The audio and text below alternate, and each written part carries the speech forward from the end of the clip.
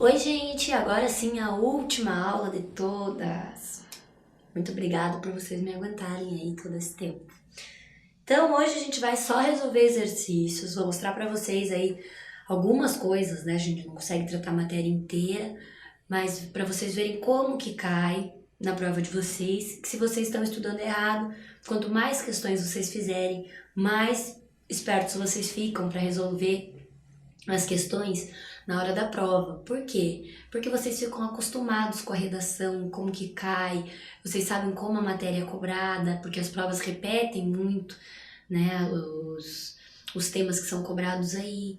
Então, faça, quanto mais exercícios você conseguir das matérias aí que caem na prova da ordem, né, enquanto foi a mesma instituição fazendo a prova, que no caso de vocês aí é a FGV. Então, pega as provas da FGV, todas que teve da OAB até agora, se programa os finais de semana, faz simuladão para você na sua casa mesmo, ou então pega, hoje eu vou resolver todas de direito do consumidor, separa e faz só as de direito do consumidor, só as das outras matérias. Tenta estudar aí o máximo que você conseguir com as questões, porque eu tenho certeza que alguma delas vai cair muito parecido na sua prova, tá? Então, não deixem de estudar, a gente está aqui para ajudar vocês, qualquer coisa me procura aí pelas redes sociais ali, Face, Instagram, e a gente vai conversando, tá? Então, número 1. Alvina, condômina de um edifício residencial, ingressou com ação para reparação de danos, aduzindo falha na prestação do serviço, então a prestação do serviço, na modernização dos elevadores. Então, modernização dos elevadores é um serviço mais profissional, vai incidir aí o CDC. Narrou ser moradora do 10º andar e que hospedou parentes durante o período dos festejos de fim de ano. Alegou que o serviço dos elevadores estava previsto para ser concluído em 2 semanas, mas atrasou mais de 6 semanas. Foi bastante aqui, hein? O que implicou a falta de elevadores durante um período em que recebeu hóspedes, fazendo com que seus convidados, todos idosos, tivessem que utilizar as escadas, o que gerou transtornos e dificuldades, já que os hóspedes deixaram de fazer passeios e outras atividades turísticas diante das dificuldades de acesso. Sentindo-se constrangida e tendo que alterar todo o planejamento de atividades para o período, Alvina afirmou ter sofrido danos extrapatrimoniais decorrentes da mora do fornecedor de serviço que, ainda que regularmente notificado, olha aqui, ó, alguém tinha reclamado para ele antes, quedou-se inerte e não apresentou qualquer justificativa que impedisse o cumprimento da obrigação de forma tempestiva, ou seja, naquelas 2 semanas que eles tinham prometido. Diante da situação apresentada, assinale a afirmativa correta. Então vamos lá. Existe relação de consumo apenas entre o condomínio e o fornecedor de serviço, não tendo Alvina legitimidade para ingressar com ação indenizatória por estar excluída da cadeia da relação consumerista. Letra B. Inexiste relação consumerista na hipótese e sim relação contratual regida pelo Código Civil, tendo a multa contratual pelo atraso na execução do serviço cunho indenizatório, que deve servir a todos os condôminos e não a Alvina, individualmente. Gente, me espera um segundo. Pronto, desculpa. Só para eu ter ali, para eu acompanhar aqui com vocês. Então vamos voltar. Letra C. Existe relação de consumo, mas não cabe ação individual, e sim perpetrada por todos os condôminos em litisconsórcio, tendo objeto apenas a cobrança de multa contratual e indenização coletiva. Letra D. Existe a relação de consumo entre a condômina e o fornecedor, com base na teorista finalista, podendo a Alvina ingressar individualmente com ação indenizatória, já que é destinatária final e quem sofreu os danos narrados. Gente, essa questão traz muita coisa da matéria envolvida, né? Então vamos pensar aqui. A Alvina, ela não pagou sozinha pelo conserto do elevador, mas ela pagou. Então ela também é consumidora. O enunciado faz o seguinte com você, ele quer te dizer que ela não é consumidora, porque não foi ela que pagou, porque foi o condomínio que contratou, é o nome do condomínio que aparece lá no contrato, mas ela paga o condomínio, então ela é sim consumidora. Mesmo que ela não fosse, gente, ela é consumidora equiparada aqui, porque ela usa o elevador, tranquilo? Então, tem como dizer aqui a primeira, de que só existe relação de consumo entre o condomínio e o fornecedor? A letra A já está descartada. Então, aqui a letra B. Não existe a relação consumerista, mas relação de código civil. Não, gente. Para consertar elevador, você tem que ser um profissional. Não pode ser ali uma simples relação, né, que vai ser regida pelo Código Civil. Porque o que a gente pede lá no CDC? A habitualidade, profissionalidade do fornecedor de serviço. Então, essa daqui também não pode ser. Letra C. Inexiste relação de consumo, porque tem que... quer dizer, existe relação de consumo, mas não no caráter individual e sim coletivo. Gente, tem mais alguém falando ali no enunciado que vai reclamar sobre isso também? Não, nenhum dos outros condôminos é trazido no enunciado para nós, né? Se eles sofreram danos ou não. Então, não interessa para nós aqui a ação coletiva. A gente quer saber da Alvina, o que acontece com ela. E sim, nosso gabarito aí é a letra D, porque a gente aplica a teoria finalista, que é ela que usa o elevador como destinatária final. E ela pode sim entrar com ação individual para pedir a indenização aí dos danos que ela sofreu. Então, vamos para o número 2. A pizzaria X fez publicidade comparando a qualidade da sua pizza de mussarela com a pizzaria Y, descrevendo a quantidade de queijo e o crocante das bordas, detalhes que a tornariam mais saborosa do que oferecida pela concorrente. Além disso, disponibiliza para os consumidores o bônus da entrega de pizza pelo motociclista em até 30 minutos ou a dispensa do pagamento pelo produto. A respeito do narrado, afirmar-lhe a afirmativa correta. Assinar-lhe a afirmativa correta. Falei tudo errado. Vamos lá. Letra A. A publicidade comparativa é expressamente vedada pelo CDC, que, entretanto, nada disciplina a respeito da entrega do produto por motociclista em período de tempo ou dispensa do pagamento. Letra B. A promessa de dispensa do pagamento pelo consumidor como forma de estímulo à prática de aumento da velocidade pelo motociclista é vedada por lei especial, enquanto a publicidade comparativa é admitida, respeitados os critérios do CDC e as suas proteções dispostas em normas especiais que tutelam marca e concorrência. Letra C. A dispensa de pagamento, em caso de atraso na entrega do produto por motociclista, é lícita, mas a publicidade comparativa é expressamente vedada pelo CDC e pela legislação especial. Letra D. A publicidade comparativa e a entrega do produto por motociclista em prazo determinado ou a dispensa de pagamento, por serem em benefício do consumidor, embora não previstos em lei, são atos ilícitos, conforme o entendimento pacífico da jurisprudência. Gente, realmente, a gente não falou nas aulas sobre isso daqui. Mas como que você consegue acertar essa questão? Você tem a base do Código de Defesa do Consumidor, isso eu garanto para você. Mas, vamos com calma aqui. O que a gente tem que pensar? Pode fazer propaganda comparativa? Se você não sabe, vamos pensar o seguinte. Você vê esse tipo de propaganda aí na TV? Vê, né? Então, de certo, não é ilícito. Mas a gente sabe que tudo tem um limite. Você não pode simplesmente, zoar completamente o concorrente para fazer o seu produto ganhar aí algum tipo de status. Então, vamos pensar que é nos limites ali. A gente pode dizer que o motoboy vai chegar em 30 minutos se não devolve o dinheiro de volta? Tem lei sobre isso? Não tem? Ai, prof, eu nunca ouvi falar. que a gente tem que pensar, gente? É certo colocar o motoboy em risco na rua correndo só para entregar pizza em menos de 30 minutos? Como é que fica o direito aí do motociclista? Ele tem direitos humanos? Sim, porque ele tem condição de humano, ele tem direitos humanos. Então, vamos pensar que não pode fazer isso com ele, né? E aí, com todos esses dados que eu passei para vocês, o que vocês conseguem retirar aí?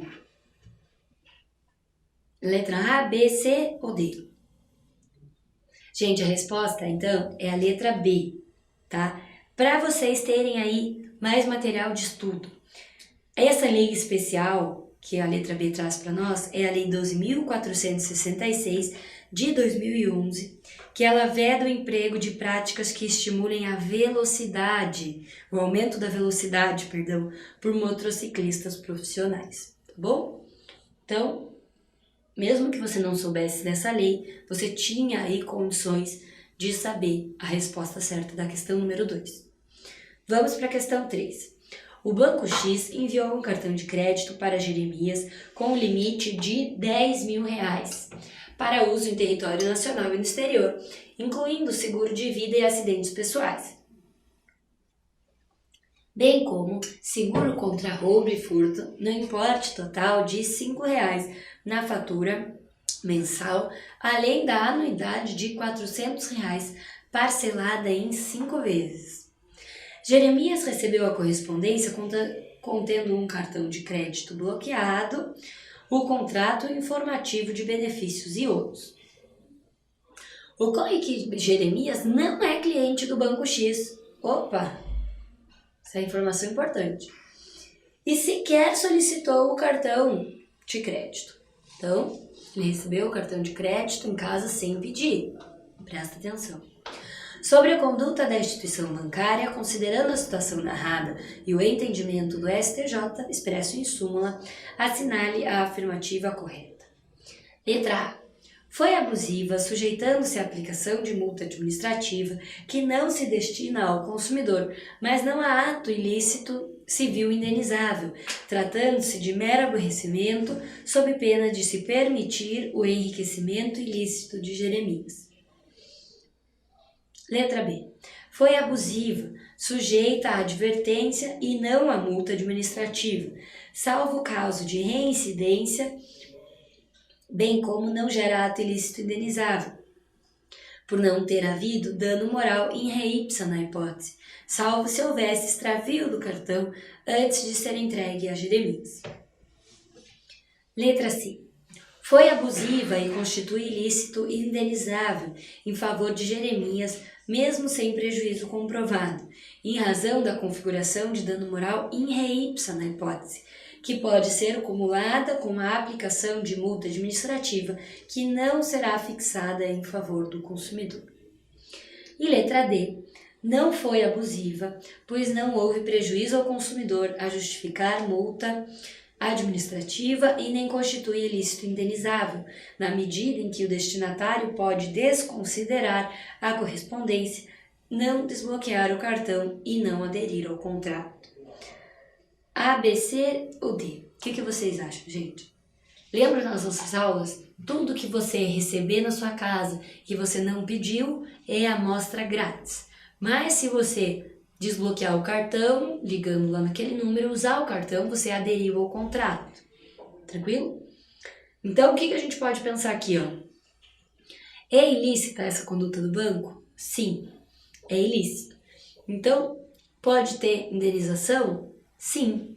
Se você pode ter indenização sem precisar comprovar o dano, porque você não teve um dano, mas o seu nome está sendo utilizado ali indevidamente, você não pediu aquilo. O seu dano moral é in re ipsa.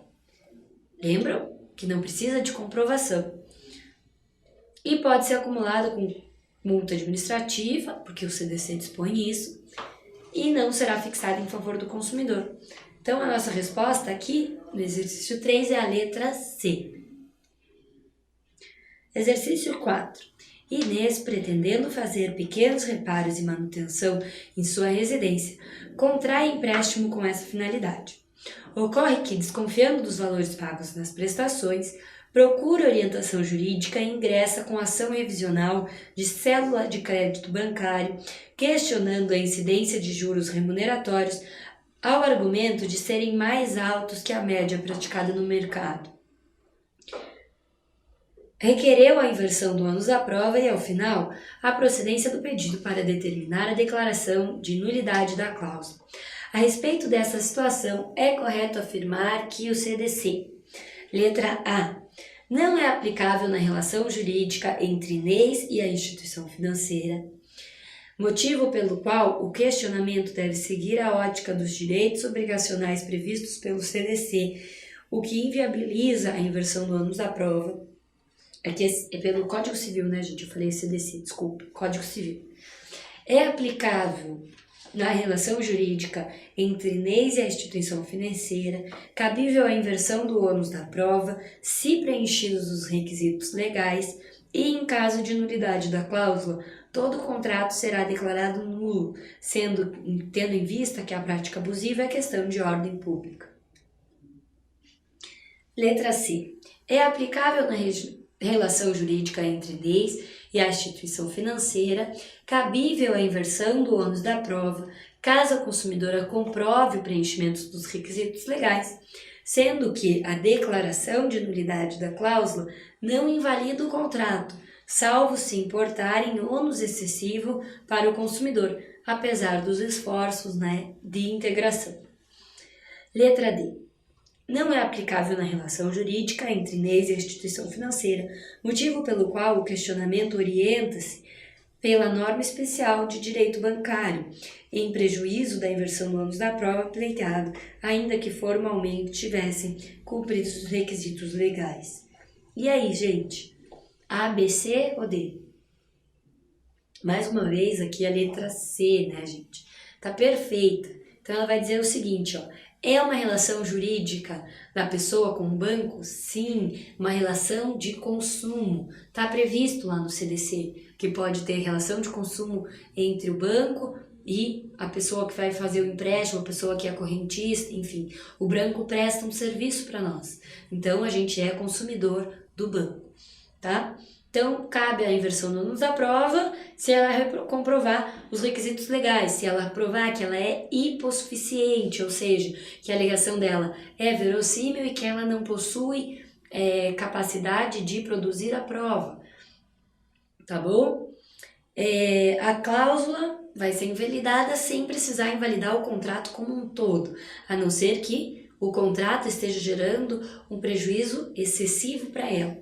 Perfeito, gente. A letra C, então, é o gabarito do nosso exercício 4. Exercício 5. Antônio desenvolve há mais de 40 anos atividade de comércio no ramo de hortifruti. Seus clientes chegam cedo para adquirir verduras frescas entregues pelos produtores rurais da região. Antônio também vende no varejo, com pesagem na hora, grãos e cereais adquiridos em sacos de 30 quilos de uma marca muito conhecida e respeitada no mercado. Determinado dia, a cliente Maria desconfiou da pesagem e fez a conferência na sua balança de casa, que apontou suposta divergência de peso. Procedeu com a imediata denúncia junto ao órgão oficial de fiscalização, que confirmou que o instrumento de medição do comerciante estava com problemas de calibragem e não estava aferindo segundo os padrões oficiais, gerando prejuízo aos consumidores. A cliente denunciante buscou ser ressarcida pelo vício de quantidade dos produtos. Com base na hipótese sugerida, assinale a alternativa correta. Letra A. Trata-se de responsabilidade civil solidária, podendo Maria acionar tanto o comerciante quanto os produtores. Letra B. Trata-se de responsabilidade civil subsidiária, pois o comerciante só responde se os demais fornecedores não forem identificados. Letra C. Trata-se de responsabilidade civil exclusiva do comerciante na qualidade de fornecedor imediato. E letra D. Trata-se de responsabilidade civil objetiva, motivo pelo qual inexistem excludentes de responsabilidade. Eu trouxe essa questão justamente para vocês fixarem isso. Essa daqui tem que saber, não adianta ficar querendo pensar, puxar de algum outro lugar a ideia, formar um raciocínio, tem que saber o que o código diz, gente. Por isso que eu sempre falei para vocês, acostumem com a redação do código, leiam o código, peguem o código antes da gente começar a aula, acompanhem comigo, exatamente por causa disso. Quem que sabe aí qual que é a resposta? A resposta é a letra C. Trata-se de responsabilidade civil exclusiva do comerciante, porque ele é o fornecedor imediato. Vamos ver o artigo aqui, ó. É o artigo 18, parágrafo 5º. No caso de fornecimento de produtos in natura, que é o caso ali do hortifruti, será responsável perante o fornecedor, perante o consumidor, o fornecedor imediato, exceto quando identificado claramente seu produtor. 19, parágrafo 2º. O fornecedor imediato será responsável quando fizer a pesagem ou a medição e o instrumento utilizado não estiver aferido segundo os padrões oficiais. Então, tanto por um quanto pelo outro artigo, a gente tem como responsabilizar aí o fornecedor imediato, aquele que vendeu o produto ali para nossa cliente, no caso aqui do exercício 5, tá bom? Então, 5, letra C também. Vamos para o exercício 6. Dulce, 58 anos de idade, fumante há 3 décadas, foi diagnosticada como portadora de efizema pulmonar. Trata-se de uma doença pulmonar obstrutiva crônica caracterizada pela dilação excessiva dos alvéolos pulmonares, que causa a perda da capacidade respiratória e uma consequente oxigenação insuficiente. Vamos ver? Capricha, né? Em razão do alcançado estágio da doença, foi prescrito como essencial o tratamento de suplementação de oxigênio. Para tanto, Joana, filha de Dulce, adquiriu para sua mãe um aparelho respiratório. Então, a Joana comprou para a mãe um aparelho respiratório na loja Saúde e Bem-Estar. Porém, com 1 semana de uso, o produto parou de funcionar. Joana procurou imediatamente a loja para substituição do aparelho, oportunidade na qual foi informada pela gerente que deveria aguardar o prazo legal de 30 dias para o conserto do produto pelo fabricante. Com base no caso narrado, em relação ao Código de Defesa do Consumidor, assinale a afirmativa correta. Letra A. Está correta a orientação da vendedora. Joana deverá aguardar o prazo legal de 30 dias para o conserto e, caso não seja sanado o vício, exigir a substituição do produto e a devolução do dinheiro corrigido monetariamente ou o abatimento proporcional do preço. Letra C. Joana não é consumidora destinatária final do produto. Logo, tem apenas direito ao conserto do produto durável, no prazo de 90 dias, mas não à devolução da quantia paga. Joana não precisa aguardar o prazo legal de 30 dias para o conserto, pois tem direito de exigir a substituição imediata do produto, em razão da sua essencialidade. E letra D. Na impossibilidade de substituição do produto por outro de mesma espécie, Joana poderá optar por um modelo diverso, sem direito à restituição de eventual diferença de preço, e se for de maior valor, não será devida por Joana qualquer complementação. Isso aqui não é tão fácil quanto parece, né, gente? Então, o que a gente tem que ver aqui? É um produto essencial. Quem que foi lá e comprou? A Joana comprou. Por mais que ela não use, que outra pessoa use, ela é a consumidora, certo? Então, se o produto é essencial, tem como a Joana esperar os 30 dias, a mãe dela pode morrer se ficar lá sem o oxigênio. Então, não dá para ela esperar os 30 dias, ela tem que fazer alguma coisa. Então, qual que é a solução aqui para o nosso exercício? É a letra C. Joana não tem que aguardar o prazo legal e tem direito de exigir a substituição imediata do produto em razão da sua essencialidade. Trouxe aqui para vocês a resposta que está no artigo 18, parágrafo 1º. Não sendo o vício sanado no prazo máximo de 30 dias, o consumidor pode exigir alternativamente, a substituição do produto por outro da mesma espécie, em perfeitas condições de uso, que é o caso que é o que ela vai ter que fazer. Mas tem o parágrafo 3º aqui, que vai falar da essencialidade, olha aqui, ó. O consumidor poderá fazer uso imediato das alternativas do parágrafo 1º, que é escolher uma daquelas 3 que a gente já está cansado de saber, sempre que, em razão da extensão do vício, substituição das partes viciadas, puder comprometer a qualidade ou características do produto, diminuir-lhe o valor ou se tratar de produto essencial. Então, ela podia fazer qualquer uma das coisas do artigo, do parágrafo 1º ali, qualquer uma daquelas 3. Pedir o dinheiro de volta, batimento do preço ou ter o produto trocado por um outro em perfeitas condições. Vamos para o último exercício, então, exercício 7. Hugo colidiu com seu veículo e necessitou de reparos na lataria e na pintura. Para tanto, procurou por indicação de um amigo os serviços da oficina mecânica M, oportunidade da qual foi ofertado orçamento escrito, válido por 15 dias. Orçamento, hein, gente? Lembram dessa aula? Com o valor da mão de obra e dos materiais a serem utilizados na realização do conserto do automóvel. Hugo, na certeza da boa indicação, contratou pela primeira vez com a oficina. Considerando as regras do Código de Proteção e Defesa do Consumidor, assinale a alternativa correta. Segundo a Lei do Consumidor, o orçamento tem prazo de validade de 10 dias, contados de seu recebimento pelo consumidor Hugo. Logo, no caso, somente durante esse período a oficina mecânica M estará vinculada ao valor orçado. Letra B. Uma vez aprovado o orçamento pelo consumidor, os contratantes estarão vinculados, sendo correto afirmar que Hugo não responderá por quaisquer ônus ou acréscimos no valor dos materiais orçados. Contudo, ele poderá vir a responder pela necessidade de contratação de terceiros não previstos no orçamento prévio. Letra C.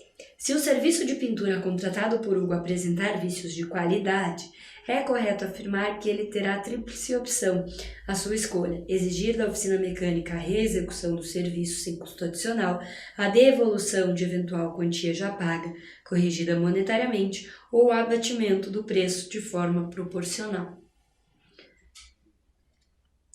Letra D. A lei consumerista considera prática abusiva a execução de serviços sem a prévia elaboração de orçamento, o que pode ser feito a qualquer meio, oral ou escrito, exigindo-se para sua validade o consentimento expresso ou tácito do consumidor. E aí, gente, lembram da nossa aula de orçamento? O orçamento pelo CDC ele tem 10 dias de validade, mas nada impede que o fornecedor traga um prazo maior para você. O prazo só não pode ser menor do que 10 dias. E aí a letra B, então, é o que vai ser o gabarito da nossa questão, que uma vez aprovado o orçamento, as partes estão vinculadas. O orçamento vai ser o contrato. Hugo não responderá pelos ônus nos acréscimos do valor do material orçado, mas ele pode ter que pagar pela necessidade de contratar um terceiro que não estava previsto no orçamento. Se não está previsto no orçamento, não tem como estar naquele valor incluso, certo? Então, o exercício 7, a letra B é o nosso gabarito. Eu tenho mais uma aqui para fazer com vocês, na verdade. Exercício 8. Perdão, gente. Falei que a 7 era a última, mas não é. Saulo e Bianca são casados há 15 anos e há 10 decidiram ingressar no ramo das festas de casamento, produzindo os chamados bem-casados. Deliciosos doces, recheados e oferecidos aos convidados ao final da festa. Saulo e Bianca não possuem registro da atividade empresarial desenvolvida. Olha aqui, ó. Não possuem registro. Então, há 15 anos e há 10 anos, eles ingressaram no mercado de trabalho, do consumo. Sendo essa a única fonte de renda da família. No mês passado, os noivos Carla e Jair encomendaram ao casal 100 de bem-casados, no sabor doce de leite. A encomenda foi entregue conforme contratado no dia do casamento. Ai, gente, se tem uma coisa que eu gosto nessa vida, é bem-casado. Eu só de ler já fico com vontade. Então, vamos lá. Contudo, diversos convidados que ingeriram os quitutes sofreram infecção gastrointestinal. Jesus! Já que o produto estava estragado. A impropriedade do produto para o consumo foi comprovada por perícia técnica. Então não tem o que falar, gente, estava estragado mesmo, tá? Com base no caso narrado, assinale a alternativa correta. Letra A. O casal Saulo e Bianca se enquadra no conceito de fornecedor do CDC, pois fornecem produtos com habitualidade e onerosidade, sendo que apenas Carla e Jair, na qualidade de consumidores indiretos, poderão pleitear indenização.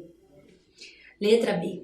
Embora a empresa do casal Saulo e Bianca não esteja devidamente registrada na junta comercial, pode ser considerada fornecedora à luz do CDC e os convidados do casamento, na qualidade de consumidores por equiparação, poderão pedir indenização diretamente àqueles. Letra C. O CDC é aplicável ao caso, sendo certo que tanto Carla e Jair quanto seus convidados intoxicados são consumidores por equiparação e poderão pedir indenização, porém a inversão do ônus da prova só se aplica em favor de Carla e Jair, contratantes diretos. E letra D. A atividade desenvolvida pelo casal Saulo e Bianca não está oficialmente registrada na junta comercial e, portanto, por ser ente despersonalizado, não se enquadra no conceito legal de fornecedor do CDC, aplicando-se ao caso as regras atinentes aos vícios redivitórios do CDC. Gente, para ser fornecedor tem que ter habitualidade, profissionalidade e onerosidade. Então, aqui a gente encontra esses requisitos porque eles estão há 10 anos no mercado, por mais que eles não tenham registro. Então, o Código de Defesa do Consumidor não vai falar nada sobre ser registrado na junta ou não, se ser realmente constituído uma empresa ou não. Então, essas que falam ali que não vai poder aplicar o CDC, tá errado aqui, ó, letra A. Peraí, acho que ele fala. Ah, não, a letra A não, gente, perdão, vamos apagar aqui. A letra A tá certa naquele pedaço que fala que pode aplicar o CDC, mas vai estar errada falando que Carla e Jair são consumidores indiretos. Gente, eles que contrataram, como que eles são indiretos? Eles são consumidores diretos, tá bom? Então a letra A tá errada. Letra B é o gabarito aí do nosso exercício 8.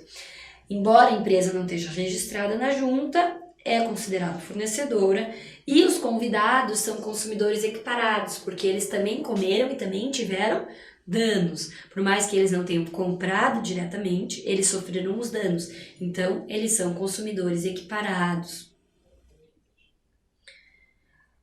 A letra D fala ali, né, que só os convidados são consumidores por equiparação, podem pedir indenização e a inversão do ônus da prova só vai se aplicar em favor de Carla e Jair. Tem nada a ver, gente. A inversão do ônus da prova é com relação à hipossuficiência, lembram disso?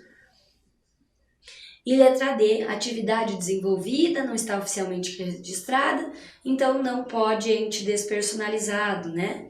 Então, nada disso. Opa, tá passando ali. Pode sim aplicar o CDC.